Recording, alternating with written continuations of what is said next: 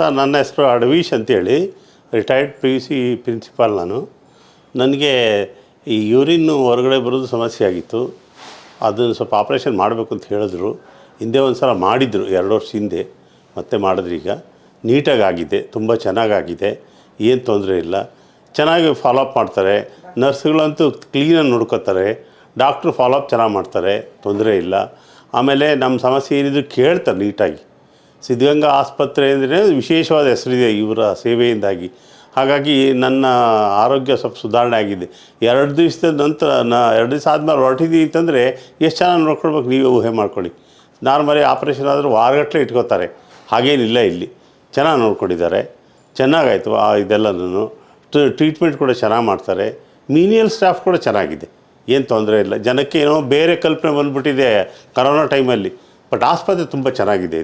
ಇದು ತುಮಕೂರು ಒಂದು ಒಳ್ಳೆಯ ಹೆಸರು ತರುವಂಥ ಆಸ್ಪತ್ರೆ. ಇದೇ ರೀತಿ ಮುಂದುವರಿಲಿ, ಏನು ತೊಂದರೆ ಇಲ್ಲ. ಎಲ್ಲ ನೋಡಿ 2 ದಿವಸ ನನಗೆ ಆಗಿದೆ ಆಪ್ರೇಷನ್ ಆಗಿ. ಅಲ್ಲೇ ಮನೆಗೆ ಹೋಗ್ತಿದ್ದೆ, ಹೋಗ್ಬೋದು, ಏನು ತೊಂದರೆ ಇಲ್ಲ ಅಂತಂದರು. ಸಣ್ಣ ಫಾಲೋಅಪ್ ವರ್ಕು ಹೇಳಿದ್ದಾರೆ, ಮಾಡಬೇಕಾಯ್ತು ನಾವು ಅದನ್ನು. ಹಾಗಾಗಿ ಆಸ್ಪತ್ರೆ ಸರ್ವಿಸ್ ಬಗ್ಗೆ ತುಂಬ ಹೆಮ್ಮೆ ಇದೆ ನನಗೆ. ಸಿದ್ಧಗಂಗಾ ಆಸ್ಪತ್ರೆ ಅಂತ ಸಿದ್ಧಗಂಗಾ ಮಠದಷ್ಟೇ ಪ್ರಸಿದ್ಧವಾದದ್ದು, ತುಂಬ ಚೆನ್ನಾಗಿದೆ. ಆಮೇಲೆ ನನ್ನ ಪ್ರಾಬ್ಲಮ್ ಕ್ಲೀನಾಗಿ ಕೇಳಿದ್ರು, ಆಪ್ರೇಷನ್ ಯಾಕೆ ಮಾಡಬೇಕು ಅಂತ ಹೇಳಿದ್ರು, ಎಲ್ಲ ಚೆನ್ನಾಗಿ ಫಾಲೋಅಪ್ ಮಾಡಿದ್ರು. ಆಮೇಲೆ ನಮಗೆ ಆಪ್ರೇಷನ್ ಮಾಡಿ ಡಾಕ್ಟ್ರು ಕೂಡ ತುಂಬ ಸೌಮ್ಯವಾದವರು. ಡಾಕ್ಟರ್ ನರಸಿಂಹಮೂರ್ತಿ ಅಂತ ಯೂರಿನರಿ ಡಾಕ್ಟ್ರ್ ಅವರು. ಚೆನ್ನಾಗಾಗಿದೆ. ಅದು ಸ್ಟ್ರೋಕ್ ಅದಕ್ಕೆ ಅವ್ರು ಹೇಳಿದ್ರು ಸ್ವಲ್ಪ ಆಗುತ್ತೆ ಅಂತೇಳಿ ಹಿಂದೆಯೇ ಹೇಳಿದರು. 2 ವರ್ಷ ಹಿಂದೆ ಒಂದು ಸಣ್ಣ ಸ್ಟ್ರೋಕ್ ಥರ ಆಯಿತು. ಅದು ತಂದು ಇಲ್ಲೇ ಸೇರಿಸಿದ್ವಿ ಹಾಸ್ಪಿಟ್ಲಿಗೆ. ಶಿರಾದಿಂದ ಬಂದು ಇಲ್ಲಿ ಸೇರ್ಕೊಂಡ್ವಿ. ಸೇರ್ಕೊಂಡು ಕೂಡ ಕ್ಲೀನಾಗಿ ಫಾಲೋಅಪ್ ಮಾಡಿದ್ರು, ಏನು ತೊಂದರೆ ಇಲ್ಲ.